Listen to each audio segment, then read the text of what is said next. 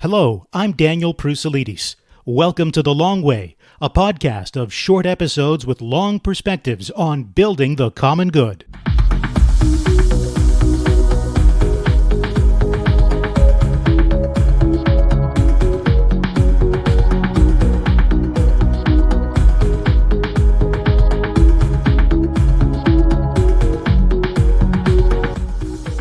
Trust, social solidarity, these seem to be commodities that are in short supply. New polling suggests not just declining institutional trust among Canadians, but an undercurrent of anger that threatens our democratic life. So in a moment, we'll be joined by Speer, who among the many hats he wears, is editor-at-large of the new Canadian media outlet called The Hub. It focuses on the work of think tanks and public policy. The Hub has published the poll that I just mentioned. But first, I want you to hear this.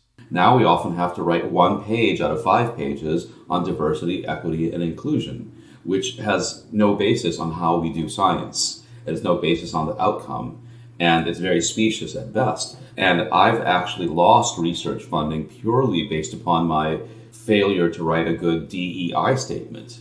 That's McGill University chemistry professor Pat Kambapati speaking out on the issue of academic freedom, which is broadly related to issues of trust and the direction of Canadian culture. Now, that is coming up a little later in this podcast in Peter Stockland's Field Report.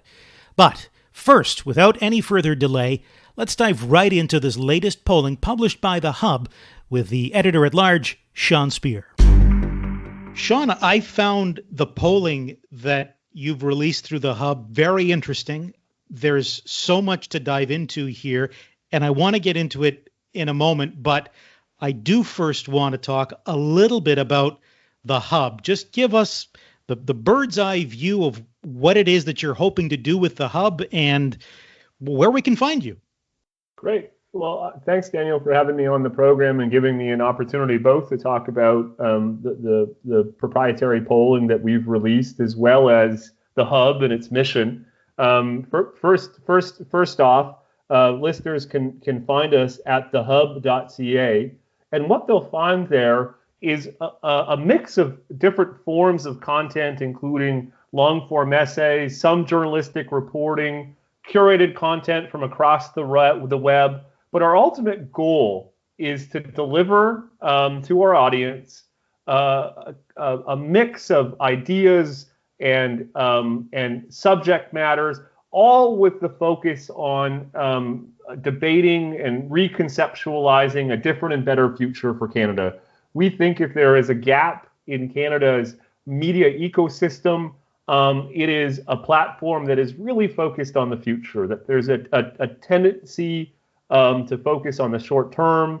There's a tendency to be consumed by hyperpartisan. There's a tendency to sometimes fall victim to sensationalism.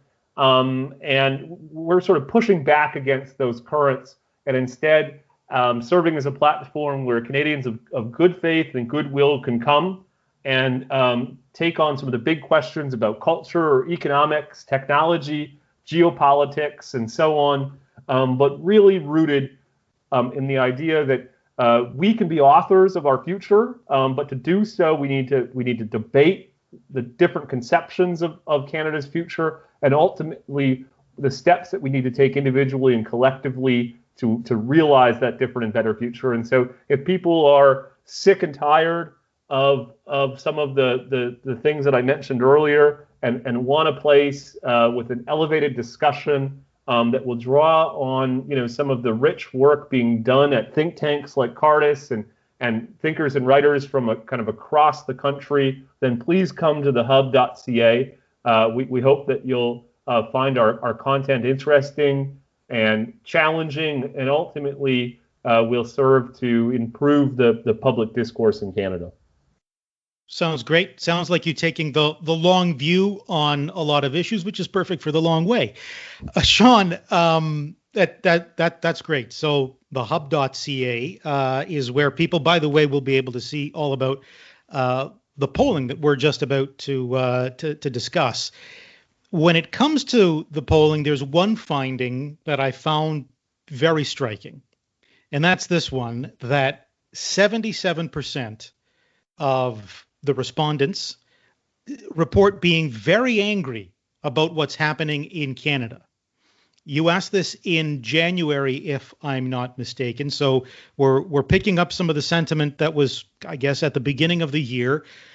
What does that finding tell you? How can you put that in context for us? Well, let me just start by saying, we've been honored at the Hub to be able to partner with Public Square, a polling company in Canada, to conduct a series of polls on people's feelings about the state of our country, the state of our politics, the state of our institutions, and their perceptions of the future. And these findings reflected in polling that we'll be releasing over the coming days and weeks, in our minds, reinforce the need for something like the Hub to elevate the discourse, to orient the discussion to the future, to try to speak to Canadians in an aspirational way, and push back against some of the negative sentiments and frustrations and zero-sum thinking that's increasingly reflected in our politics and our culture, and indeed in the findings of today's polling. You mentioned a particular finding that something approaching 3/4 of Canadians are describe themselves as angry. I think that finding ought to cause a degree of introspection amongst our political leaders, amongst our business leaders, amongst our cultural leaders, our religious leaders. What has happened to the kind of sense of civic spirit, of the sort of aspiration that really has been at the heart of the Canadian project.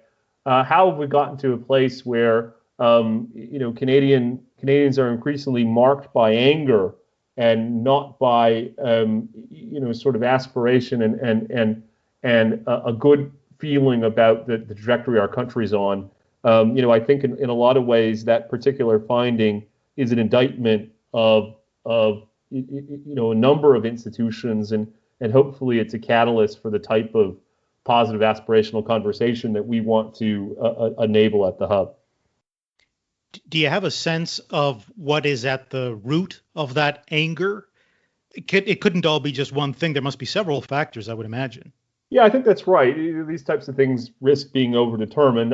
I mean, the elephant in the room, of course, is the COVID-19 crisis, and which as we're having this conversation, is not only ongoing, but in some ways seems to be deteriorating. Here in the province of Ontario, we're about to experience another round of stay-at-home orders, which will mean business closures, which will mean prolonged distance between family members. So there's no doubt that reflects in large part, the economic and social and public health ramifications of the COVID-19 pandemic. But I don't think that's all, Daniel. One of the other findings in the polling, which I think is related, is that almost 4 in 10 Canadians say that they anticipate that the future will be worse off than their parents.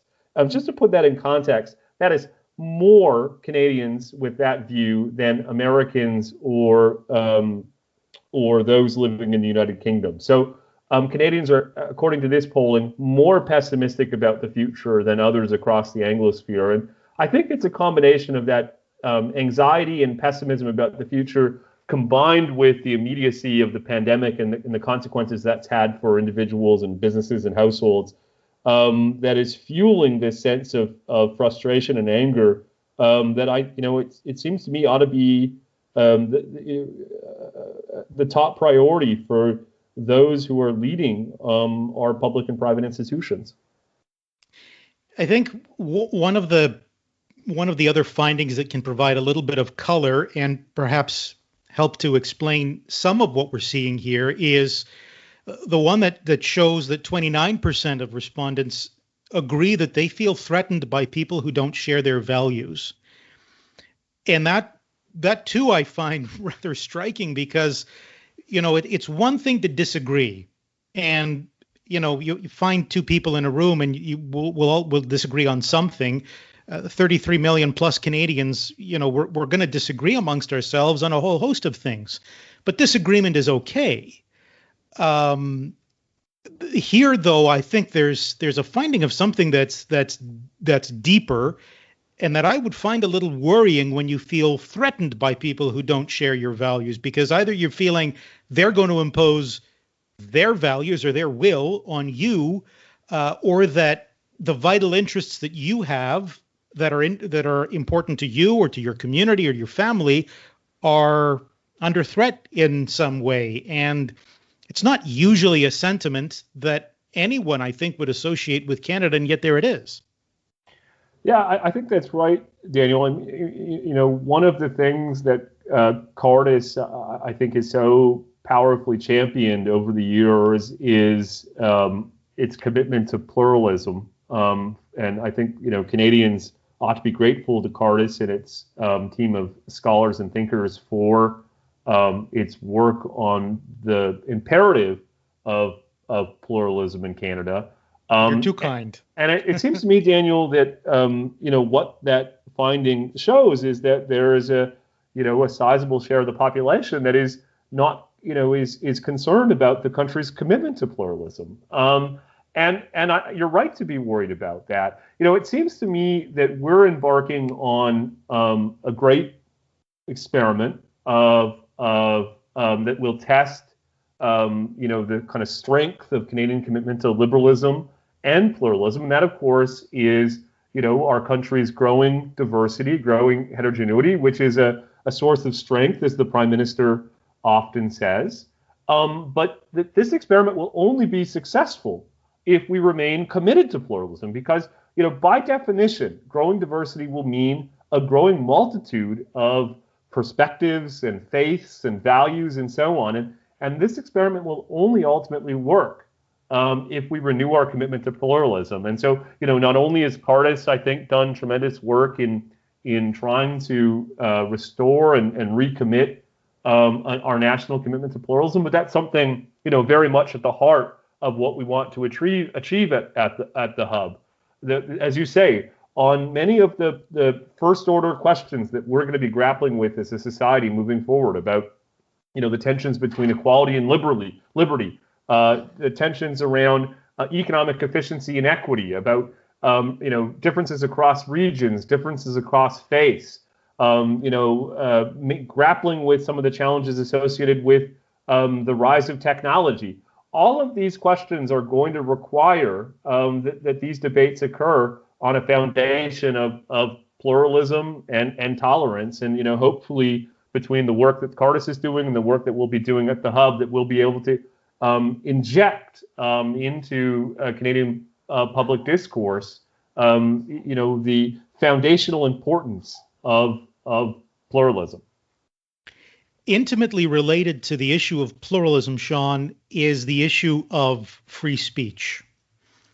And it's a dicey one, because there are aspects of, there are limits on every freedom, right? We know this. And in your own polling, we see like 85% of respondents say someone who makes racial slurs should be stopped from speaking. That's not really that controversial to me. 85% say there should be no tolerance of religious extremism. Again, not a controversial statement. But what I do find a little more interesting is 52% of respondents saying radical ideas should be censored for the public good, and 50% agreeing that someone who expresses offensive ideas, whatever those ideas might be, and I think that that's a little undefined, should lose their job. And that I think gets us into some much more dangerous territory in terms of our ability to express ourselves. It's one thing when we're talking about racial slurs or, religious extremism. It's quite another when we talk generally about radical ideas or whatever an offensive idea might be. We can't even agree amongst ourselves on what's offensive. As you said at the outset, Daniel, this is a tricky question. I would say a couple of things. First of all, I think we want to be careful about narrowing the ideas and perspectives that are permitted in the public square. As you say, we may be able to agree at some level on certain ideas that are so odious that they ought to be excluded from or marginalized from popular discourse. But there are a whole host of ideas that may not represent majority views, but belong and deserve a voice in the public square. And I think we should be cautious about making judgments that would exclude those perspectives from being reflected in our politics and our professional lives and popular discourse more generally. I mean, I think one of the takeaways from me from the disruptive politics of the past several years across the Western world is that we need to be focused on ensuring that our politics are representative and responsive. And when we fail to ensure that our politics are representative and responsive, people will ultimately choose political vehicles that have a whole host of problems, but that purport to be representative and responsive to their views and perspectives. And so I think the best anecdote to that type of politics of disruption is a commitment to representative and responsiveness in mainstream politics. But the second point I would make, and I think you'd agree with me on this, is that I worry sometimes that it's one thing to have a commitment to free speech, which is important to me personally. I think will be important to the Hub as a platform for debate and discourse. But we also need to be committed to civility, to thoughtfulness. Sometimes I worry that free speech becomes becomes defined as being provocative for provocative sake, or being offensive for offensiveness sake. I think we can find a way to commit ourselves to the principle of free speech, and at the same time do that in a way that maintains civility and thoughtfulness and decency. And that's a balancing act that I know Cardis pursues both through its scholarship, but also at Comment and some of its other auxiliary platforms, and certainly a balance that we'll try to achieve at the Hub. If you come back to my main point, which is the Hub wants to be a platform where Canadians of good faith can come and debate a different and better future for Canada. We believe fundamentally in debate, but it's a debate that's rooted in civility and thoughtfulness, and that doesn't assume that the other side of the debate is bad or malevolent simply because they share a different perspective about issues that are fundamentally complicated. These are the types of issues that we want to be tackling at the Hub are ones that don't necessarily lend themselves to simplistic or dogmatic answers. Well, I mean, I would agree. As you suspected, I would. I do agree, because when it comes to debate, you can't have debate, true debate, unless each side respects the other. You can have a shouting match if you disrespect each other. You can talk past each other in the case of disrespect, but you can't really have a debate, because a debate involves an exchange of ideas, and it opens you up, just as it opens up your conversation partner. It opens you both up to possibly actually changing your mind on something. Yes. Which, right, that becomes if you're willing to do it yourself, maybe someone else is willing to do that too. Amen. Yeah, I think that's exactly right. And I would just say, Daniel, that I mentioned, one of the principal underlying ideas of the Hub is that we find ourselves in a sort of paradigmatic moment, that we find ourselves at a bit of an inflection point in modern history, that a lot of our underlying thinking about economics has been challenged both by the pandemic, but by a series of other kind of secular trends, including the rise of technology and so on, that we find ourselves in a sort of an inflection point culturally as our society becomes increasingly secular on one hand, but we have growing kind of religious diversity on the other hand through immigration and so on. That we find ourselves at a bit of an inflection point with regards to demography and a whole host of other parts of modern life where, sort of old thinking doesn't quite lend itself to type of answers that we need if we're going to move forward in a way that is, enables economic growth and dynamism and a more richer sense of human flourishing. And so, if you accept that premise, then, as you say, we're going to need a way to debate and try to reason through some of these big first-order questions that we face as society, and that can only be done in a way that is honest and truthful, but at the same time civil and thoughtful, and that's ultimately the way to move forward as a society. And the polling data that we're discussing here signals that Canadians have real apprehensions about our ability to do that. And I think one of the things we want to do at the Hub is show that kind of spirited yet thoughtful debate is indeed possible. Well, Godspeed in that mission, Sean. Thank you for joining me on The Long Way. Thanks so much for having me, Daniel, and thanks to you and Cardis for the work that you do to enable that kind of debate in our country. Well, as you heard off the top of this episode, there's a real concern in Canada about an erosion of academic freedom in our universities.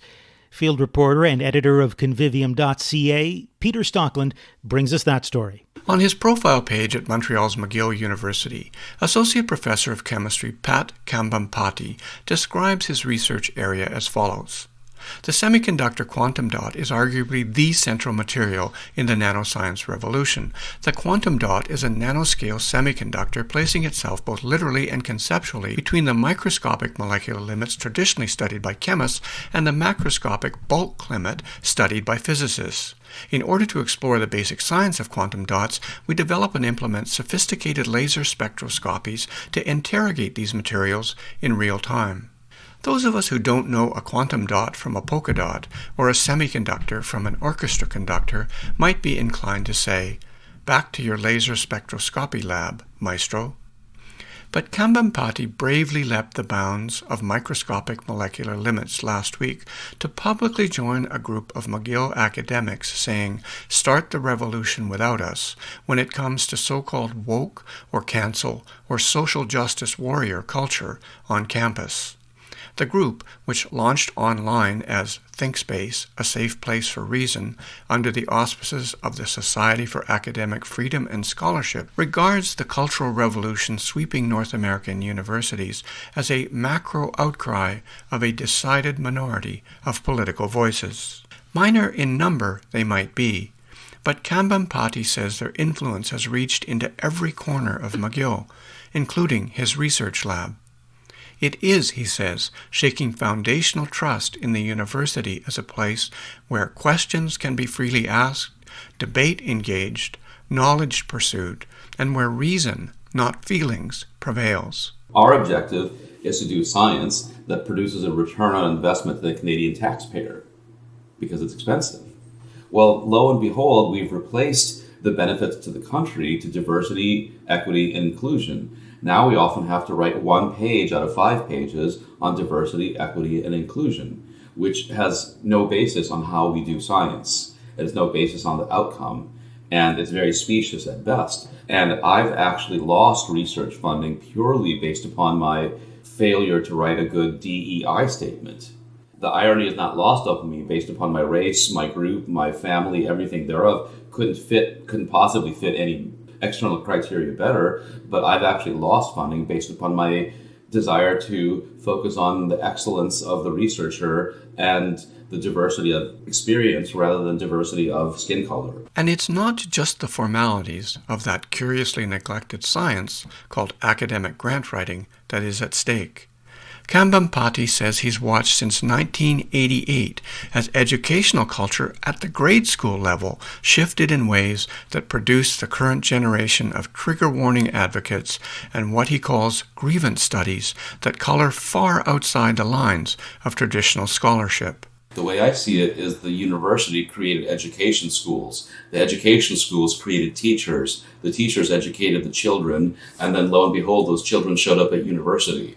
Well, that took a cycle of about a generation. So the current educational practices were probably created around 1990, which means by about 2010, you start to see those students.